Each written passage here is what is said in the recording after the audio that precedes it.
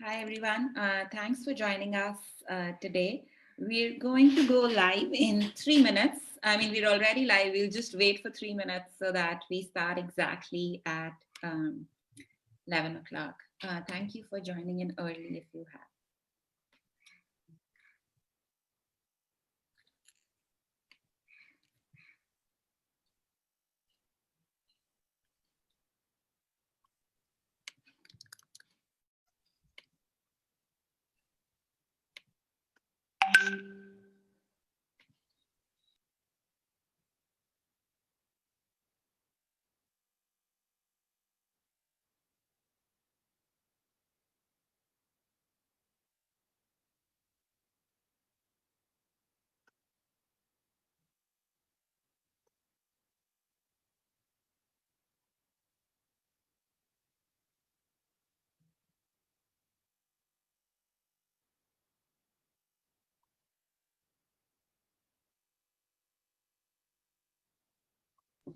Awesome. We have people joining in already, but just to be fair to everyone, we've communicated 11 o'clock. So we'll just wait for a minute and a half and get started.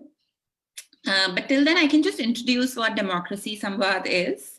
So Indian School of Democracy is a non-partisan organization, and we conduct short-term and long-term programs for young aspiring grassroots politicians. And at some point in our journey, we realized that the conversations about politics are not as approachable as we think, because what we see on TV is very far from reality. And there's a lack of generative space to hear from politicians, ask them questions, and talk about politics, a new kind of politics. So that's how Democracy Samvad was started. It's an hour-long conversation that we hold on Sundays with people from multiple parties at different levels. So you had sarpanches, councillors, members of parliament. Last time we did it about Bihar elections. So we hope to continue building this space as a generative space, talking about politics, and just to give a platform for young people to actually interact with politicians beyond TV debates. Yeah, that's what Democracy Samvad is. For those of you joining us for the first time, you can access the past conversations on our YouTube channel as well, and on our Facebook page, because they're here to stay for good. Yeah. Okay, so I'll get started and introduce our guest for today. So Srikanth Narasimhan is a co-founder of Bengaluru NavaNirmana Party, which is a party which says that its focus is on citizens of Bangalore. It's of, by, and for the citizens of Bangalore in true spirit of democracy. It's a new party, and I think one of the only parties in the country and the world which is saying that our focus is only city politics. We are not going to get into other levels of politics. We want to focus on city politics because we believe that's an important pillar of democracy and where democracy comes alive. So they're going to focus on good grassroots governance for Bangalore especially, and for BBMP, and they hope to do politics of good and politics of integrity. So that fits right into how Indian School of Democracy envisions politics. And we also have a focus on grassroots politics, both in village and city level. But today's conversation is going to be about city politics. Srikanth, I think right now is co-founding, and as you were sharing with me, living and breathing BNP. But before this, he's been in business. He's been an investment banker. He is a graduate of BITS Pilani and IIM Bangalore. And after almost 20 years of corporate experience is now starting this. But his foray into citizens movements was much before, because he co-founded Bangalore Apartment Federation, which is actually a collection or it's a group of 700 apartment complexes which houses 4 lakh citizens. So mobilizing them and on issues which matter to the city of Bangalore, which matter to the local citizens of Bangalore. So he's already done that. So he understands citizens mobilization and issues of Bangalore really well. So I'm quite excited to talk to Srikanth and have this conversation, because it remains one of my favorite cities despite all the issues that we now keep hearing. So the format of the conversation, for those who are joining us for the first time will be such that I will ask some questions to Srikanth for around 30 to 35 minutes, and then we'll open it up for questions to the audience. So feel free to leave them as comment, and we'll make sure we ask that with your name so that Srikanth also gets an idea of who you are and where you're coming from. So yeah, I'll get started. Srikanth, a big welcome to you, and thank you for agreeing to do this on a Sunday. I know you said this is usually party meeting time, so appreciate you taking out the time to talk to young people. Our audience is mostly young people who are interested in getting into politics. Actually, Bengaluru is my favorite city too, and I'm also excited to be part of this session. Thank you for inviting me over. So Srikanth, to get started, I think my first question before we get into city politics is our conversation before we went live. It sparked from that is why politics. I think like having been in politics, having been in corporate, you have a good life for yourself. But what is politics to you, and why did you decide to kind of jump in? It would be great for our audience to hear that story. Yeah, unbelievably, it's completely accidental. And even more unbelievably, till about 5 years back, I was a citizen who believed very firmly that voting in any election is one of the most useless things that any of us can do. This was just about 5 years back. From there to now, co-founding a political party has been one heck of a journey for sure. But now I believe that it's something which is extremely crucial for our city to develop. It sort of evolved over a period of time. I don't think that there was one single incident or there's one single event that forced me or forced us to do this. So probably I can take you through a little bit of a background around that. So the journey pretty much started through my living in my apartment complex. Suddenly, in the last 5 years, about 5 years back, a series of events started unfolding where the government and the civic agency started targeting apartment residents with some ridiculous cesses, ridiculous rules, and a bunch of things that didn't make any sense or didn't have any logic to it. That's when we said we need to form a federation for apartment complexes, and that was my foray into active social and civic life. We started something called as Bangalore Apartment Federation, which you just talked about. And for me, the first eye-opening moment for me was through the federation when we started reaching out to the elected representatives, to the civic agency officials. All of them pretty much said the same thing. You guys living in apartments, you do not vote. You're not a vote bank, and hence you don't have any right to ask any questions. And probably they even went to the extent of saying you probably deserve to be ill-treated, discriminated against, and harassed. It was quite a bit of a shock for me and many of us. And it sort of opened my eyes to the fact that we had inflicted this upon ourselves by not voting. Because all along we felt that the choice was always between the devil and the deep blue sea, which is correct. But by not voting for either of them or not exercising our franchise, I think we were causing problems for ourselves. So that opened my eyes and many of our eyes to the importance of voting. And from that time onwards, not only have I become an avid voter in every election, we've been running campaigns across the city, educating people about the importance of voting during elections. I would say that was a first step up in my journey, which happened about 4 or 5 years back. Then came the second big moment for me, whereas people who were being discriminated against, there was one single rule which was really ridiculous, asking older apartment complexes to put up a sewage treatment plant, which didn't make any sense or which didn't have any logic. But for some reason, the government kept on insisting that you have to do it, and they were threatening us with dire consequences. For 1 year, we kept on fighting, arguing, talking logic, sense, reason. Nothing worked. And finally, I still remember the date, December 2nd, 2017. We decided that we had to protest. So on December 2017, we organized an apartment rally where more than 10,000 people from across the city came out, stood carrying placards, doing a peaceful protest against that rule.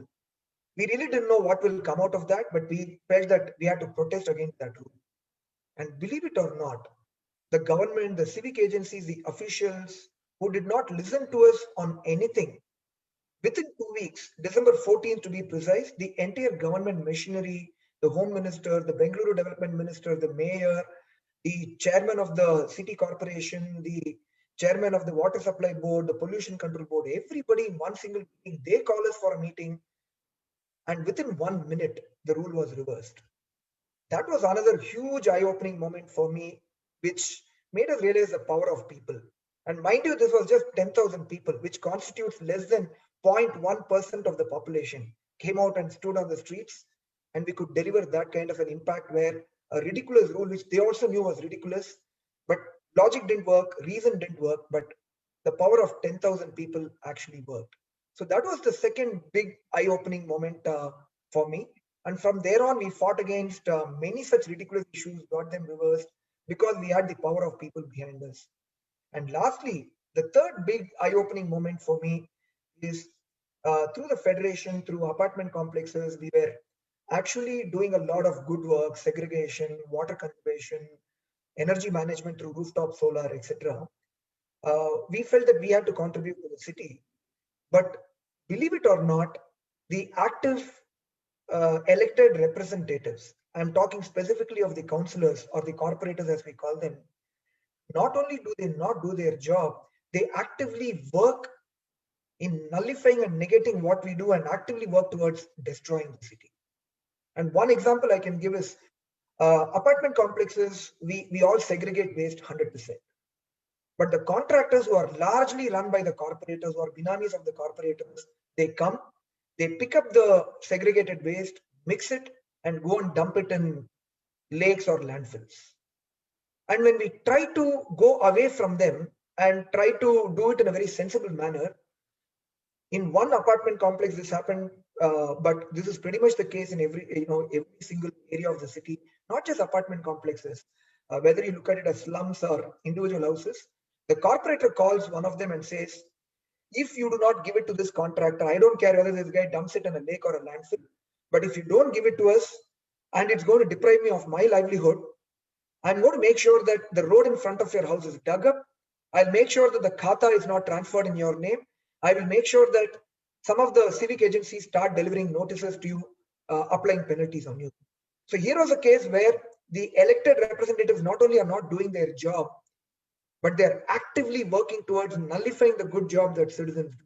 And for me, a series of these events got me to realize that citizens have to get into governance. The current crop of existing politicians and the political parties have to go. And these corporators that I'm talking of belong to the BJPs, the Congresses, the JDS, pretty much all the mainstream parties. I don't want to pinpoint or single out one of them.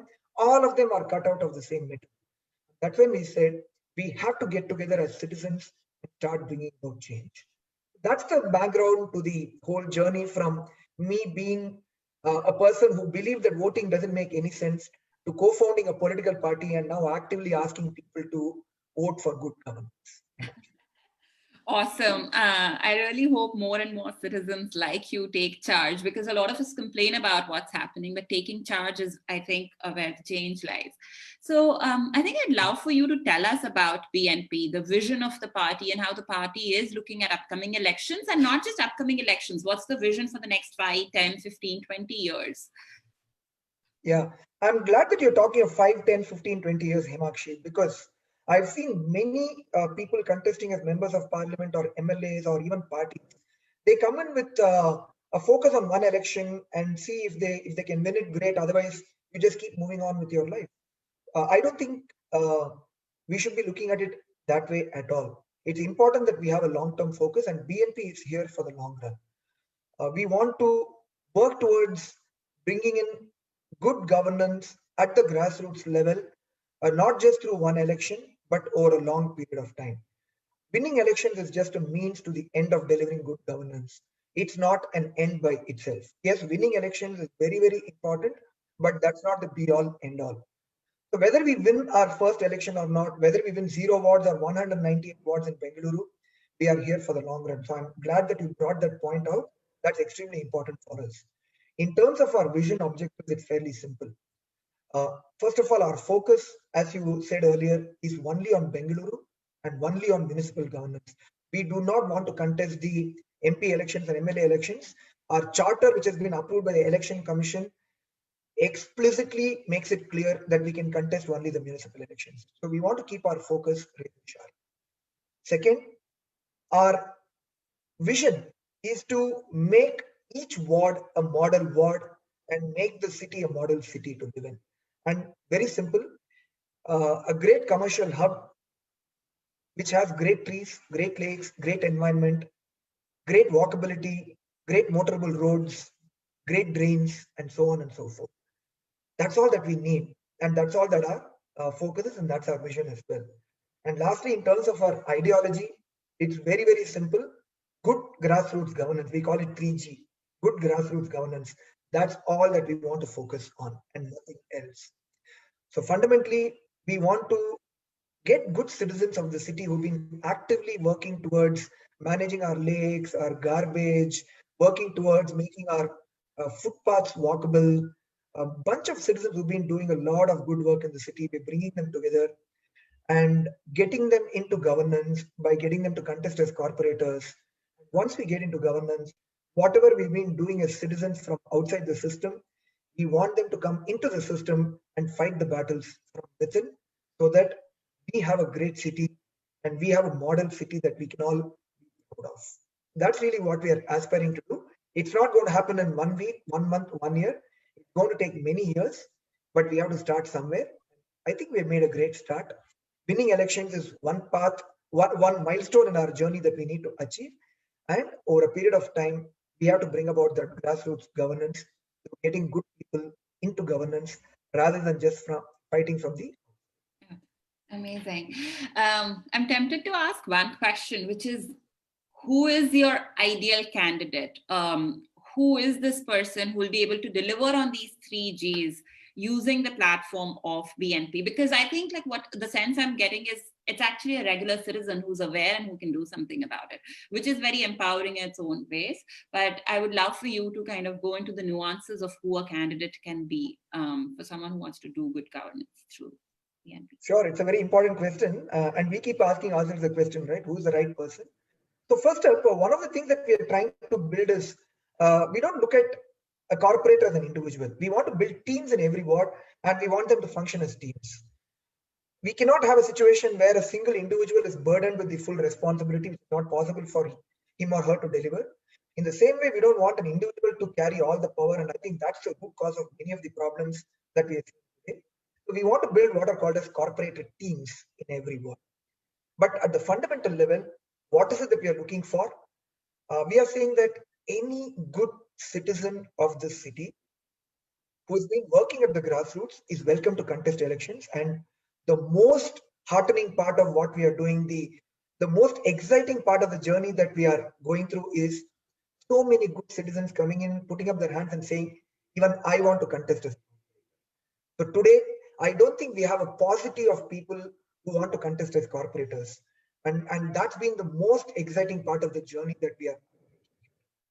Having said that, we also need to be careful about nefarious elements not coming in, because there are lots of people with bad intent, with nefarious intent who want to come in. We are trying to screen them out if possible at a very, very early stage. But broadly, we are saying that our corporator candidates and our corporator teams need to have three things with them, three fundamental things. And I call it as IPC. What is IPC? The first part of it, I, is integrity. It's time for the good people who said politics is not for good citizens to start coming in. Let's take the word dirty out of politics. The reason why politics has become dirty is because the good people like you, me, and many of us on this call, we have chosen to stay outside politics. We can choose to stay outside politics, but politics will not stay outside us. It will keep rearing its ugly head inside us when we see a person dying in front of our eyes because a road was designed badly or because a skywalk was not put in place. So politics is not going to stay outside of us, which means we've got to get into politics. Let's take the word dirty out of politics and let's make it. So we want the good people with integrity to come in and contest as corporators. The second P is many citizens have been actively working on the ground as just individual citizens or through civic groups or through NGOs working to make the city a better city. We are saying let these people with passion and the intent to bring about change start working inside the system rather than working outside the system. So we need people with passion to bring about change to come inside the system. That's the P part of it.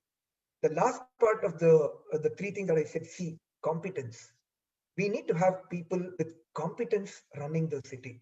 Of course, people like you and me might not know how municipal governance works today, but if we have people who have the ability to learn, the attitude to adapt, the attitude to say that I want to know more about how municipal governance can be delivered, and there are many of us who are capable of doing that.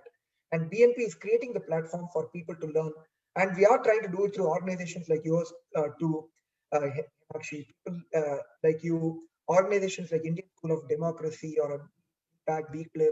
There are many organizations. You are doing a brilliant job at educating citizens about what governance and what politics is all about.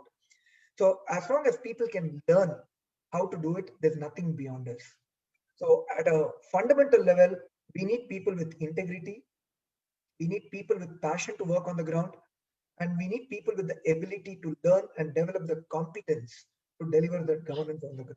And that's all that it takes to deliver good governance and deliver a good city to us.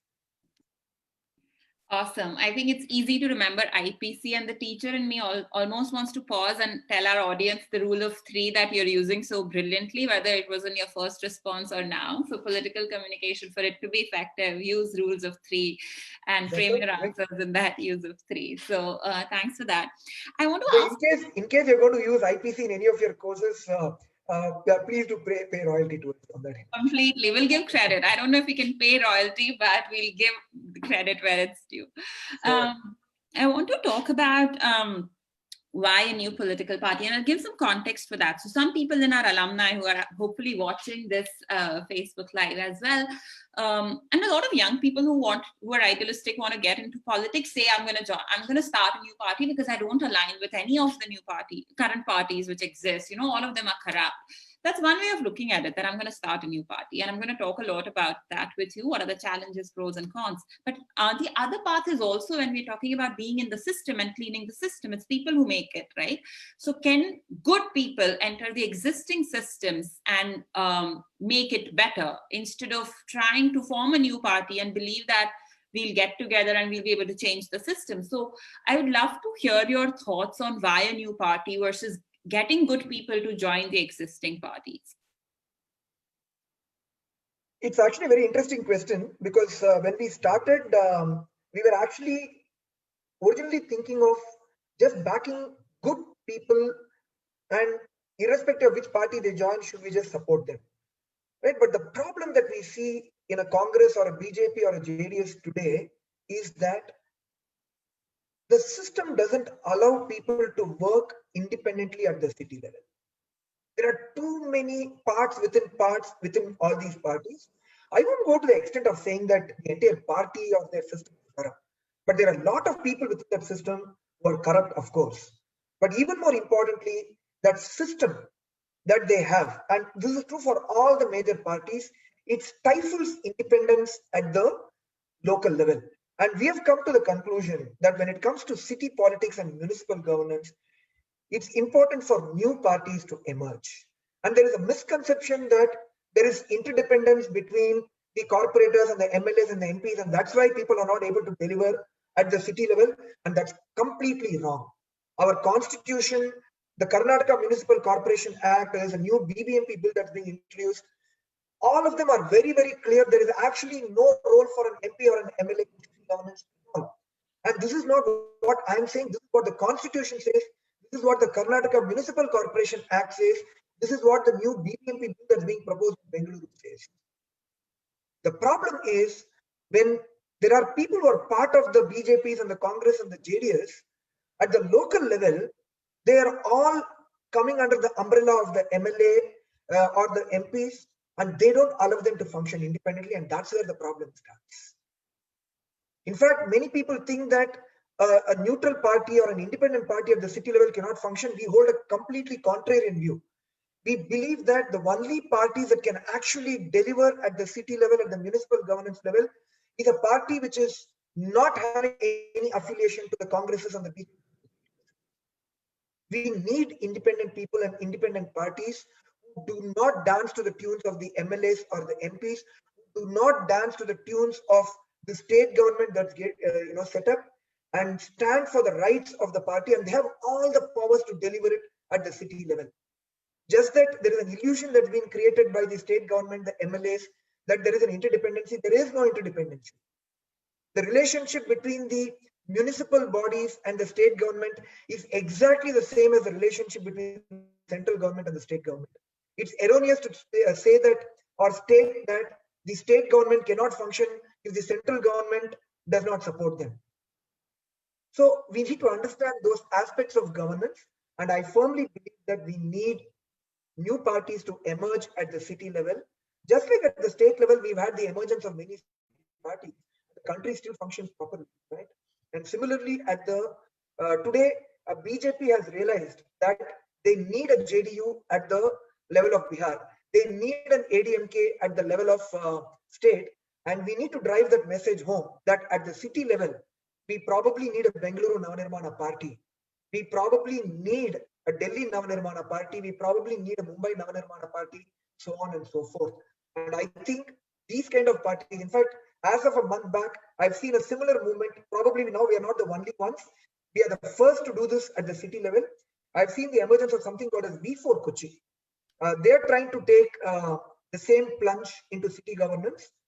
I want more and more people at the city level in various cities to come up, step up, and do it at the city level, because each of the cities need that. Today, misgovernance at the city level, this whole destruction of our city at the city level is because the corporators and the councillors and the local municipal body is too much under the clutches of the state government, not because the constitution says so, not because the local act or the rules say so, because the local party structure of each of these parties say so. That needs to change, and we need to break that stranglehold and get local city parties to start delivering. It's difficult for us to get into details of all of that, but suffice it to say, I'm happy for anyone to show anything in the constitution or in the Karnataka Municipal Corporation Act or anything in the BBMP which has a role for the MLA or the MP or the state government. At that time, we'll actually close the party down and say that we'll support the big party. I would love to read those rules, because like you said, it's a very common perception that, especially it's a growingly common perception that it's good to have a same government at a national and a state level, and definitely at a city and state level because of interdependencies. I would say that interdependency. Actually, sorry to interrupt you there, and I think it's a very dangerous thought process, because then effectively what we are advocating and promoting is a single party system like what China has, and that's an extremely dangerous thought process for all of us to have, and we need to break that and nip that in the bud. But I was going to say, I think there are two ways of looking at, there are two big aspects of politics. One is electoral and the other is governance. Electoral is in service of governance, but we forget that. But the interdependency is not necessarily at governance, it's at an electoral level. And that's why a major party would want to control their local elected representatives, which should not be the case because it's not in the benefit of the citizens. Which absolutely. I think I want to ask a question for the benefit of our audience is, what is city governance? What is the role of a corporator? If you can tell me a day in life of a corporator, what are the areas of work that come under a corporator? That'd be great, because we often conflate that. As citizens, we don't know what my MP is supposed to do, what my MLA is accountable for, and what my municipal councillor is accountable for. So it'd be great for us to hear from you. Sure. I think at a fundamental level, we have to understand that there are three tiers of government and three layers of governance. One is the central government, which is governed through Parliament, and that's purely policy making at the national level. They don't get into any of the grassroots functions. In fact, I've seen people, there was a tragic instance right in front of my apartment complex last year, because of the lack of a skywalk, a 16-year-old girl trying to cross the road, run over by a bus. And people started tagging PMO and all that. Or the chief minister. What are they going to do about this? The skywalk that needed to have been built and which is still under the works comes under the municipal corporation. So the central government is a policy making authority or an organization. Similarly, the state government is policy making at the state level. Execution happens at the local level.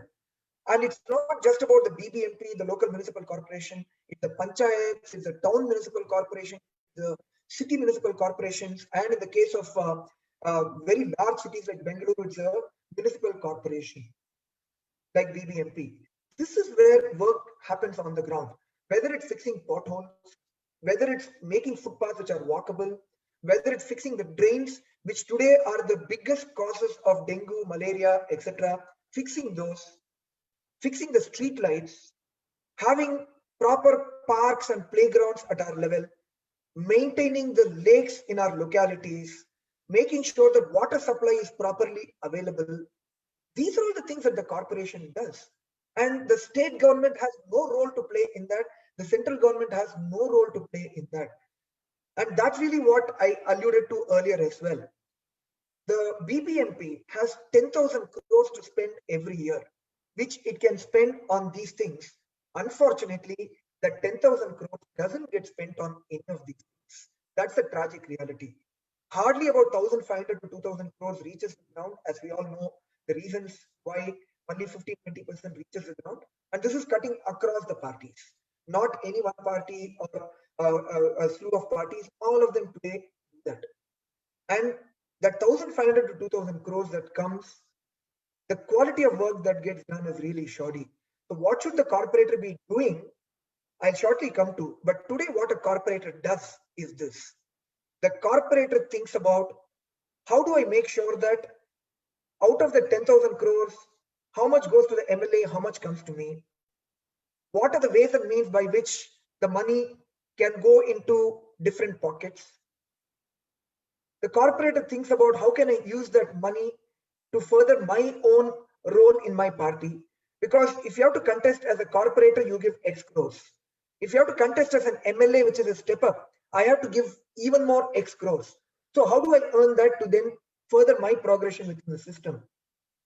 Today, we had a tragic situation in Bangalore where riots were incited by one corporator and one MLA fighting between themselves. And riots were incited in one area, which led to the loss of lives and which led to loss of property. They are continuously thinking about how to do that. And it's about how to buy a Rolls-Royce car. Many of them have not bought Rolls-Royce cars. Can you believe that? Corporators buying Rolls-Royce cars? That's the state of affairs that it has come to. What should a corporator really do? A corporator should actually be doing ward walks. Corporators should be going around the ward, understanding what the real issues are. The corporator should be meeting people, slums, apartments, houses, trying to understand what they really need, what their problems really are.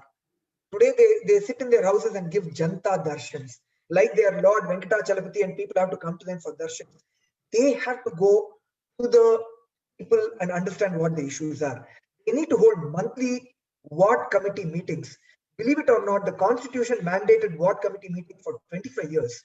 It took a high court order last year after 25 years for these guys to even constitute ward committees. They didn't even think about that for 25 years. Can you believe that? Something that was mandated by the constitution. They need to be engaging with citizens to determine what are the projects that are really needed. Each ward gets about 200-250 crores over a 5-year term. What projects should this 200-250 crores be spent on? Sitting with the citizens and deciding that. Then once that is decided, go to the council, sit in the council meetings, attend the council meeting, get these projects approved, and subsequently monitor the implementation of those. Then think strategically around, how do we build the tree cover better? How do we make our lakes better? How do we make sure that our environment becomes better where breathability improves? How do we make sure that the footpaths, the roads are made better such that livability improves? None of them have any sense of any of these things, right? It's all about how do I keep making more money, and how do I keep looking at advancing my own prospects within my political party. Right? That's all that they keep thinking of. Then where is grassroots governance? Where is rest of the things coming into the equation at all? And that's really the reason why our city, I can't talk of other cities, but I can safely extend to say that most of the cities are in bad shape. But Bengaluru is definitely in a horrible shape. It's been going from bad to worse to disastrous precisely because of these reasons, where the corporators and councillors are completely running riot. It needs a new breed of corporators who can independently think, work, engage with citizens, walk around the ward, engage with people to understand their problems, identify the right kind of projects, get those approved in the council, subsequently monitor that implementation, and think a little bit more. That is what will bring about change. That's the kind of people and parties and systems that we need at the city. Thank you for laying it out so clearly. I'm going to open it up to the audience. I know some questions have started coming in already, but it'll be great if the audience can now start putting their questions in comment, and our teammate Anita will make sure that I get them and I ask them. I want to start with the last question first, actually, because it's very relevant to what you just said. So you're saying that we need representatives who are going and visiting wards, listening to people, understanding the problems, which people do in other people. Like if I was in a corporate, I would go listen to the customer. If I was in social work, if I was an activist, even, it's the first rule that I go listen. But unfortunately, there are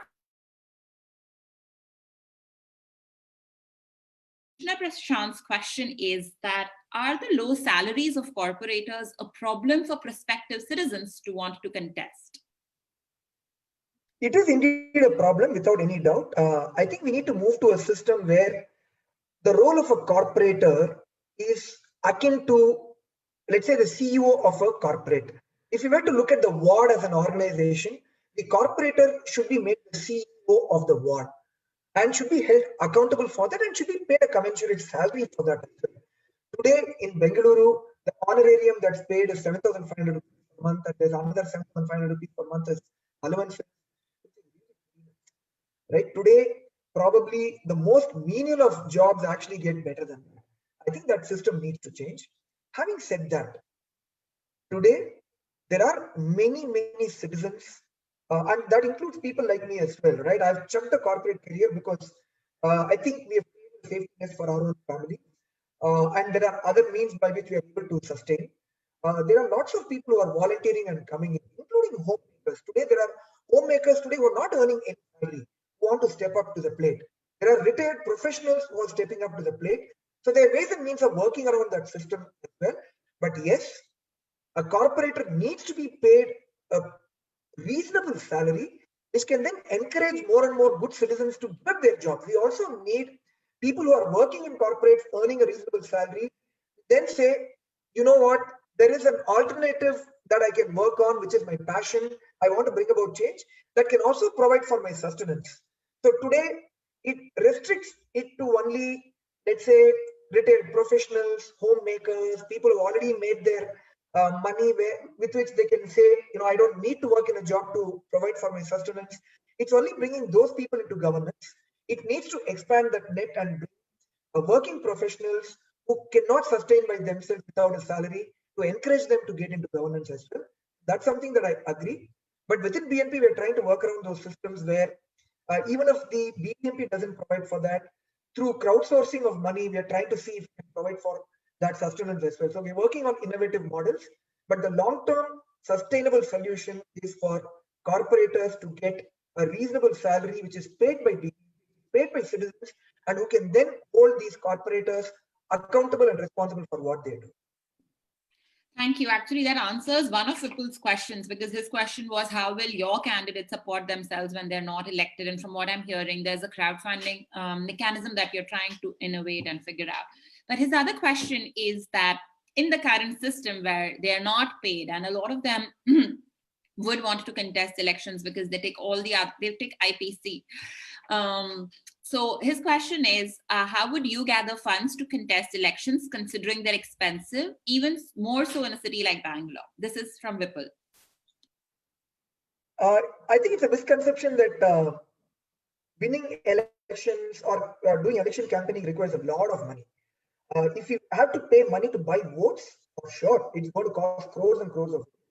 Otherwise, it costs a few lakhs to contest an award. That's my humble opinion. I'm happy to be corrected over a period of time, but we've done a lot of groundwork, and I don't see any reason why it should take more than a few lakhs of rupees to contest an award. And today, without even spreading our word, we've been able to get commitments of lakhs. I believe we can get commitments of crores of rupees. There are enough and more people today, active citizens in the city, people who made lots of money, who are willing to give back through politics as well. So we are confident of raising a few crores of money. And if we were to spread that across wards into a few lakhs, that's all that we need to contest. Personally speaking, for BNP, I don't think funding is going to be a big. Yes, with more money, can we do more things? Yes, absolutely. But I think the bigger challenge is getting through to people and making sure that our message resonates with people, and that doesn't need money, or that doesn't need money alone. Money is one ingredient of the whole process, which we are very confident of. We've had cases of Aam Aadmi Party winning an election without spending too much of money, from whatever I've seen. There are cases in Kerala where at a local level, elections have been won without spending too much of money. We've had the case of Lok Satta where, few MLA seats have been won without too much of money having to be paid. So there are examples of elections having been won without too much of money being spent. And at BNP, we are going to crowdsource money. As I said, we have already raised about 50 lakhs of rupees. We are confident of raising a few crores of rupees. And I think clean politics, clean political funding, and transparent funding is something that's eminently possible. And with that, winning elections, I believe, is eminently possible. And I won't put the benchmark as, let's say, the BNP election that's going to be held in 2021. If we don't win, we'll fight in 2025. Over a period of time, we believe that lots of wards and lots of seats can be won with not too much of money being spent at the ward level. Got it. One of our viewers, Ashish, is asking a question which is also very relevant for us, is how are you looking at youth and women in your party? And what are the provisions you're thinking of making for them? I know in local elections there's reservations, so that helps in having women, but would just love to hear your thoughts about, in a longer term, how are you thinking of including youth voices and women voices, and not just voices, but also candidature in your party? Sure. So let me take women first. You're right, Himakshi, in the Bengaluru Municipal Corporation, BNP, 50% of the wards, we have 198 wards, 99 wards have been reserved for women and will continue to be reserved for women. But it's a matter of utter shame for me to tell this. And, it's not just a political party that are to blame, we are equally to blame. Each of those 99 women corporators today who are there in Bengaluru, they're controlled by their respective husbands or the men. Many of these corporators, the women corporators, they don't even interact with people. It's their husbands who do it. It's a shame. It's an insult to all the women of this country that despite women being so competent, they being capable of running households and corporates, and they are capable of running the country. But in Bengaluru Municipal Corporation level, 99 women are being remote controlled by their husbands. And that's something that we want to change drastically. Every single woman who contests from BNP will be contesting because they are the ones who are going to run the ward. Today, we have more and more of them. People who have run Swachha Sarvekshan campaigns, people who have been involved in lake restoration, people who have been involved in civic activism, people who have been homemakers who are passionate about bringing change. They will contest not because their husbands want them to contest, because they want to contest. They are capable and competent of bringing about governance in the city, and they are the ones who will be going to the council, interacting with citizens, and taking decisions, not anybody else. And I would want to go one step further. And my dream and my ambition and aspiration is that in a few wards which are not reserved for women, we want women candidates to contest and win the election. That will be the real proof. We want to showcase to the city and to this country that women have to be contesting not because there is reservation, Women should be contesting because they are the ones who are capable. Today, Bengaluru is sustaining and is standing on its feet despite all the nonsense that's being done by the elected representatives, MLAs, the corporators, is because many women across the city have been involved in solid waste management. There is a body called Solid Waste Management Roundtable, SWRT. It is filled with women. And they are the ones who are working towards making the city a garbage-free city. And they are the ones who should be getting into governance and running the city. And they should be contesting not because wards are reserved for women. They should be contesting because they are the most competent at running the city. And that's our dream, that's our vision, that's our aspiration. And we can prove that only if we can get some of those women to contest from wards which are not reserved for women, get them to win. That's what we want. And today, as I said, the reality is 99 women corporators being more controlled by their husbands. And I want every woman of this country to listen to this. It's an insult to each one of you that we've all allowed things to come to such a pass. That needs to change. And that needs new type of parties to come into this part, into the system. Today, we have a women's reservation bill in the parliament which is not going anywhere, right? It's a shame, it's an insult. Let's change that. Let's support new people, new parties who stand for good governance and who stand for good women standing on their own metal. And that's our promise to the city, and not just to the city. It's our promise to this country that if you're able to bring this change at the city level, it will act as a huge pressure on other cities, other states, and on this country and in this parliament to make sure that there is enough women representation in all walks of government. Right? That's as far as women is concerned. With regard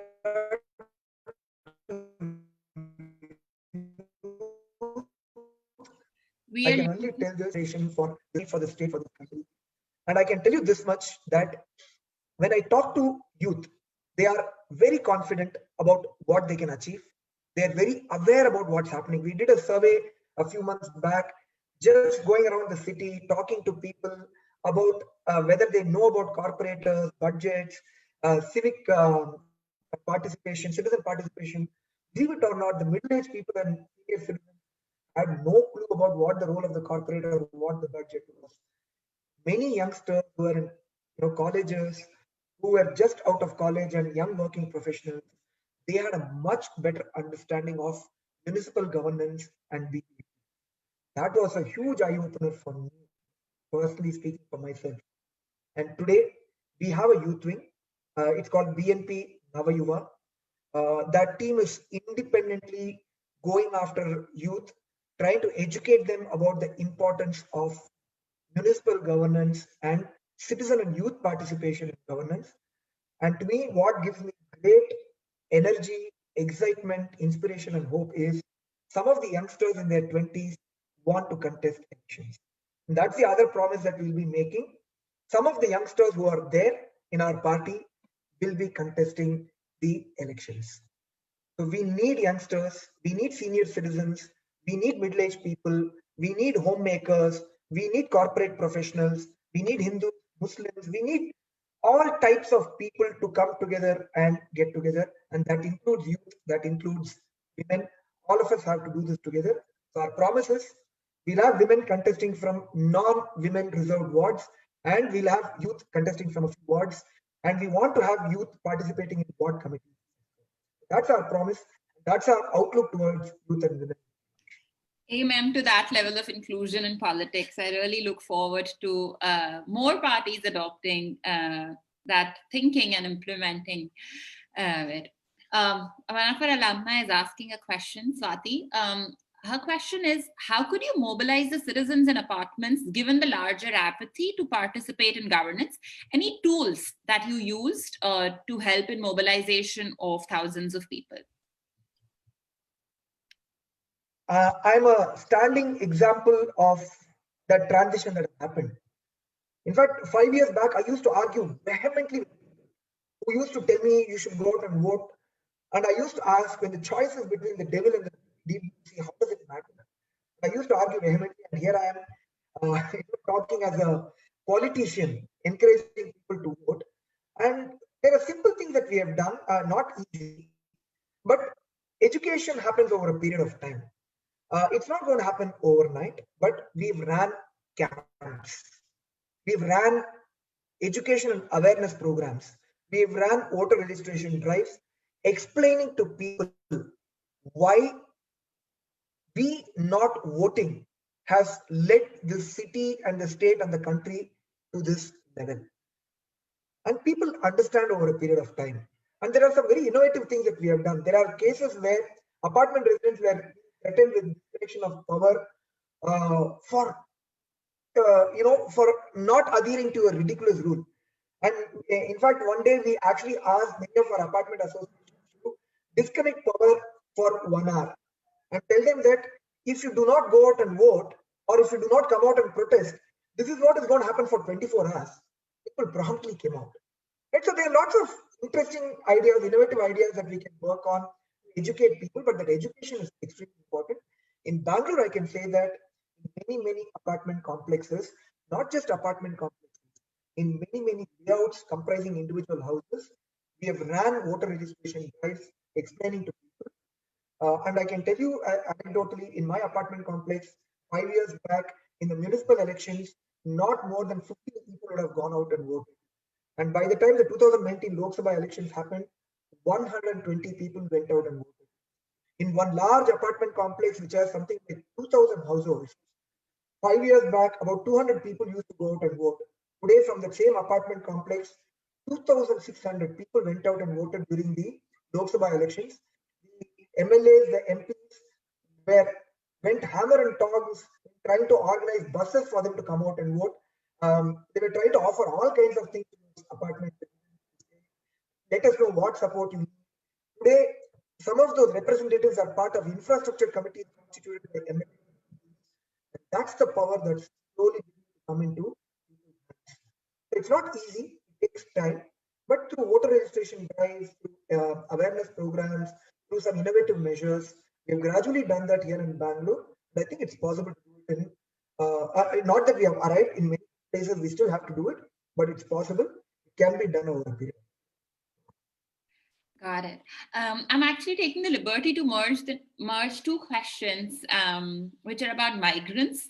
And I know in a lot of big cities, there are people from different states who don't have a voter ID for that city.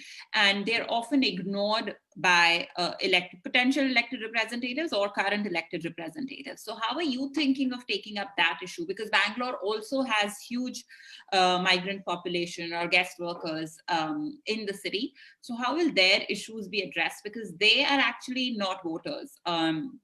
So yeah, would love your thoughts on that. Anyway, as a party, as BNP, we don't distinguish between residents versus migrants, Kannadigas versus non-Kannadigas. For us, every citizen is a citizen. But the problem that you talk about is indeed real, right? There's a huge floating population in a city like Bengaluru. So a lot of people coming in and going out. So every time when we run a voter registration drive, we realize that there are more people who need to be brought onto the electoral rolls. And many of them hold this opinion that, I belong to another state or another city, hence I don't want to vote here. But what we try to tell them is that if you're living here and if your daughter crosses the road, the bus that runs over, unfortunately, it's a very bad example to take, but it's a real example. The bus that runs over a citizen, because a skywalk is not there, doesn't distinguish between a resident citizen and a migrant citizen. The people who get malaria and dengue because our neighboring drain is not in proper condition, that malaria and dengue does not distinguish between a Kannadiga and a non-Kannadiga. The pothole that has been claiming lives doesn't see whether you speak a Tamil or a Malayalam or a Hindi or a Marathi or a Kannada, decide whether it takes your life or not. And why are all these things happening? Because we are not properly participating in governance by casting our votes and exercising our franchise. So that's the education that we are trying to build, awareness that we are trying to build within people to say that whether you are a migrant or whether you are a resident, you have a right to vote here. It's important. It's your duty to vote here. It's important for you to vote here if you want better governance. And governance sometimes is a very amorphous term, is a very abstract term that people can't understand. Sometimes that's what we tell them, right? If you're not getting drinking water in your area or in your apartment, the drinking water is not available to you as a migrant also. So if you want drinking water as a migrant, please make sure that you cast your vote. And I think it works to some extent. And I think it's gradually changing. Mindsets are changing. And today, the other problem that used to happen was getting enrolled in an electoral role was very tough. And that's what prevented people from doing that. Today, there is an online process. We have created a campaign called Kevala Matavalla, not just a vote. And what we are telling you, go and register online and send us the application number. We will track it for you. So our Number BMP website actually has a section where people can go through that, register online, and if they don't get their voter ID card, we will actually follow through and get it done. So today the process has been simplified. More and more people are coming on board. In fact, last night we were having a conversation in one area. They are going to run more voter registration drives. Yesterday morning we ran a camp in one area. Hundreds of people came and registered themselves. Most of them migrant workers who are not, or I would say migrant workers, I would say floating population. People who have come here for work and who might go back after 2 years, they came and registered. It's possible. Education, awareness, simplification of the process of registering on the rolls, and with the idea that if you are staying in a place for more than 6 months, you are eligible to vote only there and no other place. And it's our constitutional duty to do that. I think it's happening. Work. No simple answers to that, and no overnight solutions. But if you all work together, if you all embark on campaigns, it is possible to do it. We've seen that happen. It can keep happening on an incremental basis on the future, or who knows, probably on an exponential basis also in the future. It becomes a movement. Hopefully. In the last 6 minutes, I'm going to take last two questions. I have one, and audience, if you want to post more, please go ahead. Anita is telling me there are a lot of comments appreciating what you're saying and agreeing with what you're saying. But it'd be great if audience can also put questions if you have. I think one question that Rajan asked is when you were, I think he posted it when you were talking about good politics. He was asking that why not join forces with political parties like Aam Aadmi Party. Would love your thoughts on that. I'm happy to take the specific question of the Aam Aadmi Party itself, right? And I'm even openly declaring this. I've supported Aam Aadmi Party in the past. I've contributed a lot of money. But to me, the reality is, unfortunately, even an Aam Aadmi Party has become like any other political party. Today, the amount of polarization that has happened, people fighting against one another on national issues, so on and so forth. So to me, whether it's a BJP or a Congress or an Aam Aadmi Party, what we are telling people is support them at the MP level and MLA level. Unfortunately, all these parties have polarized people in one way or the other. And what we are telling people is at the municipal governance level, at the city level, it doesn't matter whether you're a BJP supporter or a Congress supporter or an Aam Aadmi Party supporter or an independent or neutral. Let's all unite under this umbrella. Because the problem that's happening with that kind of politics, national and state level, is if one party supporter says something, whether it's good or bad, the other party supporter has to take an opposing view. There is no argument that can happen on the basis of the merits of the issue, merits or demerits of the issue, or the logic of the issue. If I belong to BJP, if you as an Aam Aadmi Party say something, it has to be wrong because I don't support you, and vice versa. And same thing holds good for Congress and the JDS and all these other parties. And in all this, right, we end up fighting against one another. We end up arguing illogically. Right? And what we are doing within BNP, our humble attempt is, let's leave that polarization aside. And what we are telling people openly is, if you're a supporter of BJP, continue to support them. If you're a supporter of Congress, continue to support them. If you're a supporter of an Aam Aadmi Party, continue to support them at the state level, at the national level. And some of those issues are important. I'm not denying that. Many of the issues there are important. The way we argue on that is what becomes a problem, but that's not in our realm or in our domain. The problem is today There is nobody to think about, care about, work on our city issues, civic issues. In all these fights on national issues and state issues, the most important aspects of our day-to-day living, they are the ones that suffer the most. And hence, it's important for all of us to leave aside our political differences, ideological differences, and come together. The moment we start, as a party, as BNP, start aligning with one of these parties, we lose our independence and neutrality. One of the key things that we are saying as BNP is we are a political party. I don't know how many of you caught that pun, but we are truly apolitical. We are not here to align with any other political party. We are not here to oppose any other political party. We want to get people to move away from the politics of hate, the politics of polarization, the politics of divisiveness, the politics of arguing against one another just because you and I belong to other parties. We want to work towards politics of uniting people for the cause of good civic and municipal and grassroots. And what that means is we cannot align with any political party which is at a state or a national level.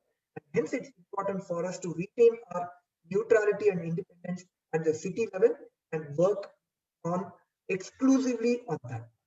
I don't know whether it answers the question, but that's our philosophy around other parties. We are not here to say that an XYZ party is good or bad or corrupt or inefficient or incompetent. We don't want to even get onto that path. We want to unite people here and say, let's ignore all of what's happening there. Let's just focus on how can we get work done for our. That's all that we're doing. Amazing. You not only answered the question, you also answered the last question, which was how do you persuade voters to move away from party loyalties for the elections at municipal level? So you answered that beautifully. I think we're about to reach noon. So I just wanted to say a big thank you for speaking so clearly, candidly, and passionately. Because it was very informative to me, even though I engage with a lot of these conversations. I just think your simplicity and just how clearly you lay things out was brilliant. And I hope our audience also found it valuable. Do check out the work that BNP is doing, especially if you're in Bangalore and if you're joining from Bangalore. And I also want to put in a plug for Indian School of Democracy. We are launching a program on Thursday. We're opening applications for people who want to contest local elections. So keep an eye on our page. The program is called The Good Politician. And if you want to support, if you don't want to contest, but you want to support good politicians, we'll also post a link to our crowdfunding campaign on Milap. Feel free to.